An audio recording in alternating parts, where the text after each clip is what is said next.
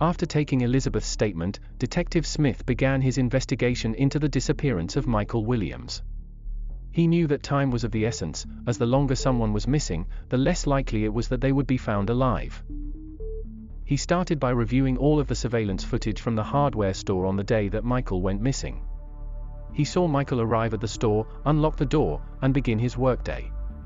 But after a few hours, the footage became fuzzy and distant. This only heightened Detective Smith's suspicions that foul play was involved in Michael's disappearance. He knew that he had to find out who had tampered with the surveillance footage and why. And by questioning the employees at the hardware store, starting with the manager. The manager, a man named Peter, seemed genuinely concerned about Michael's disappearance and cooperated fully with the investigation. He told Detective Smith that he had been working in the back of the store all day and hadn't seen or heard anything out of the ordinary. Next, Detective Smith interviewed the other employees, but they all had similar stories to tell. They had been busy with customers and hadn't noticed anything unusual. As the day went on, Detective Smith became more and more frustrated. It seemed like no one had any information about what had happened to Michael. He knew that he had to think outside the box if he was going to solve this case. That's when he decided to pay a visit to Michael's rival hardware store owner, a man named Frank. Frank had a reputation for being ruthless in business and had been known to stoop to underhanded tactics to get ahead.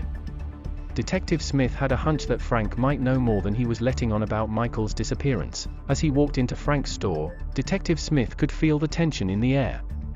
Frank was leaning against the counter, a smug look on his face.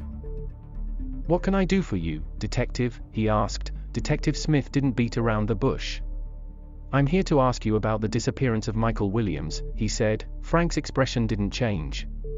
"I don't know what you're talking about," he said coolly, but Detective Smith could see the flicker of fear in Frank's eyes. He knew that he was hiding something. "I'm going to find out the truth," Detective Smith said firmly. "And when I do, I'll make sure that justice is served." With that, he turned and walked out of the store, determined to get to the bottom of this case no matter what it took. As Detective Smith delved deeper into the case, he began to suspect that one of Michael's business associates may have had something to do with his disappearance. He had a list of suspects that he was considering, and at the top of the list was Frank, the rival hardware store owner. Frank had a reputation for being ruthless in business and had been known to stoop to underhanded tactics to get ahead. He had been trying to drive Michael out of business for years, and Detective Smith couldn't shake the feeling that he was involved in Michael's disappearance. He decided to pay Frank another visit, this time bringing along a search warrant to look for any clues that might be hidden in his store. As Detective Smith and his team searched the store, they found nothing that seemed out of the ordinary. But as they were about to leave, one of the officers noticed something strange about the security footage from the day that Michael went missing.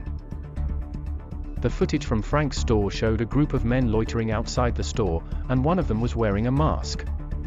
Detective Smith knew that this was a major break in the case. He called for backup and set out to track down the men in the security footage. It took several days, but Detective Smith and his team were finally able to locate the men and bring them in for questioning. One of them, a man named Max, immediately broke down and confessed to being hired by Frank to kidnap Michael and hold him for ransom. Detective Smith was relieved to finally have a solid lead in the case, but he knew that he still had a long way to go to bring Michael home safely. He vowed to stop at nothing to bring the perpetrators to justice and bring some closure to Elizabeth and her family. As he continued to investigate, Detective Smith learned that Frank had been facing financial problems and had hoped to use the ransom money to pay off his debts. He had arranged for Max and his accomplices to kidnap Michael and hold him until the ransom was paid. With this new information in hand, Detective Smith was even more determined to bring Frank to justice. He worked tirelessly, following every lead and leaving no stone unturned in his pursuit of the truth. And as the days went on, he became more and more confident that he was closing in on the perpetrators of this crime.